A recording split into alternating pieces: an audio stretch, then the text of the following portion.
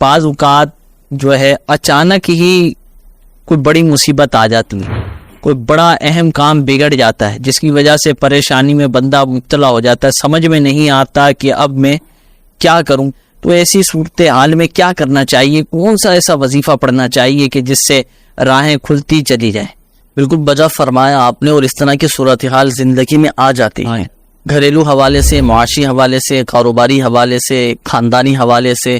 تو یہ اس طرح کے معاملات بعض اوقات ہو جاتے ہیں. ایک ایسا وظیفہ میں عرض کرتا ہوں جو ہمارے آقا صلی اللہ تعالیٰ علیہ وآلہ وسلم نے ارشاد فرمایا کہ یہ وظیفہ کرو. حضرت ابو ہریرہ رضی اللہ تعالیٰ عنہ سے روایت ہے کہ پیارے آقا صلی اللہ تعالیٰ علیہ وآلہ وسلم نے ارشاد فرمایا کہ جب تم میں سے کسی پر بڑی مصیبت آ جائے نا تو وہ یہ پڑھے، حسبنا اللہ ونعم الوکیل، حسبنا اللہ ونعم الوکیل، حسبنا اللہ ونعم الوکیل. یہ کثرت کے ساتھ آپ پڑھتے رہیں انشاءاللہ الکریم وہ مصیبت، وہ پریشانی، وہ تکلیف میں مبتلا ہونا سب دور ہو جائے گا. اور یہ وظیفہ ہمارے آقا صلی اللہ علیہ وآلہ وسلم نے ارشاد فرمائے. ایک اور بڑی کمال کی بات عاصم بھائی، اب آپ نے دیکھا ہوگا کہ جب آدمی پریشان ہوتا ہے، جب بہت زیادہ ٹینشن میں ہوتا ہے، تو اب وہ اس طرح کی یہ کیفیت ہوتی ہے نا، یا تو سر پکڑ کے بیٹھتا ہے یا سر کے بالوں میں جو ہے نا وہ ہاتھ پھیرنا شروع کر دیتا ہے. داڑھی ہے تو داڑھی کے بالوں میں سلانا شروع کر دیتا ہے.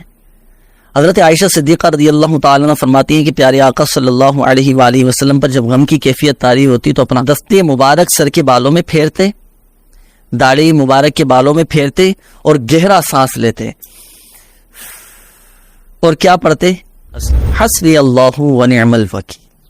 تو یہ وظیفہ اللہ کرے اگر ہم پڑھنے والے بن جائیں نا تو سنت مبارکہ پر بھی عمل ہو جائے گا، اس وظیفے کی برکتیں حاصل ہوں گی. بلکہ پیارے آقا صلی اللہ علیہ وآلہ وسلم نے اس وظیفے کے متعلق یہ بھی ارشاد فرمایا جو میں نے عرض کیا نا، ہم پڑھیں گے تو حسبنا اللہ ونعم الوکیل.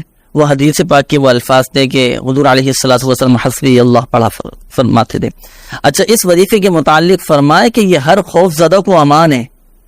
کہیں پر آپ ڈر خوف آ جائے نا، طاری ہو جائے، بے خوف ہو جائے اور یہ وظیفہ پڑھنا شروع کر دیں، حسبنا اللہ ونعم الوکیل.